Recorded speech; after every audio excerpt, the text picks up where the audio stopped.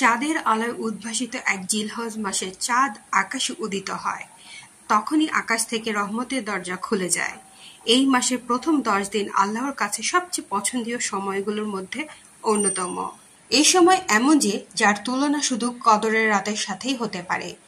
প্রতিটি দিন, প্রতিটি রাত হয়ে ওঠে রহমত ও মাগফিরাতের অফুরন্ত সুযোগ। প্রিয় ভাই ও বোনেরা, অনেকেই হয়তো বছরের পর বছর দোয়া করে যাচ্ছেন, কিন্তু আজও কোনো উত্তর মেলেনি। হয়তো আপনি কান্না করে রাতে আল্লাহকে ডেকেছেন, দিনের পর দিন ইবাদতে মন দিয়েছেন, তবুও আপনার হৃদয়টা একটা প্রশ্নে আটকে আছে, আল্লাহ তুমি কি শুনছো না? এই জিলহজের 10 দিন হলো সেই সময় যখন আল্লাহ বলেন, হ্যাঁ আমি শুনছি, এবার তুমি চাও আমি দিচ্ছি। রাসূলুল্লাহ সাল্লাল্লাহু আলাইহি ওয়াসাল্লাম বলেছেন, জিলহজের প্রথম 10 দিনের ইবাদত আল্লাহর কাছে সবচেয়ে প্রিয়। এই সময়ে একটি দিনের রোজা 1 বছরের রোজার সমান, আর এই রাতের ইবাদত কদরের রাতের সমতুল্য।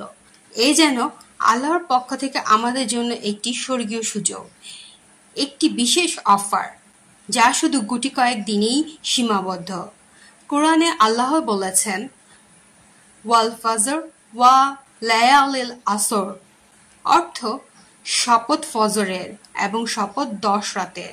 সূরা আল ফজর আয়াত 2। মুফাসসিরগণ বলেন, এখানে যে 10 রাতের কথা বলা হয়েছে তা জিলহজের প্রথম 10 দিন। আল্লাহ নিজে এই দিনগুলো শপথ করেছেন। কল্পনা করুন কতটা গুরুত্বপূর্ণ হলে মহান রব নিজেই এর শপথ করেছেন। এই সময় আমাদের উচিত দিনে রোজা রাখা, বিশেষ করে 9 জিলহজ, আরাফার দিন। সেই দিনটির ফজিলত এতটাই বেশি যে রোজা রাখলে 1 বছর আগের ও পরের গুনাহ মাফ করে দেওয়া হয়। রাতে ইবাদতে ডুবে যাওয়া, নফল নামাজ, কুরআন তেলাওয়াত, কান্না ভেজা তওবা আর নীরব চিত্তে দুরুদ, তাসবিহ, এই সব কিছু যেন হয়ে ওঠে আমাদের প্রতিদিনের সাথেই। আরাফার দিন সম্পর্কে রাসূলুল্লাহ সাল্লাল্লাহু আলাইহি ওয়াসাল্লাম আরো বলেন, এই দিন আল্লাহ সবচেয়ে বেশি বান্দাকে জাহান্নাম থেকে মুক্তি দেন। এমন দিনে যদি চোখের পানি না পড়ে তবে আর কবে পড়বে? এমন দিনে যদি অন্তর না কাঁপে তবে আর কখন কাঁপবে? যাদের দোয়া এখনো কবুল হয়নি তারা এই 10 দিনের ইবাদতে ডুবে যান। এই সময়টাতে কান্না করে আল্লাহর কাছে চাইলেই সেই কান্না ফেরানো হয় না।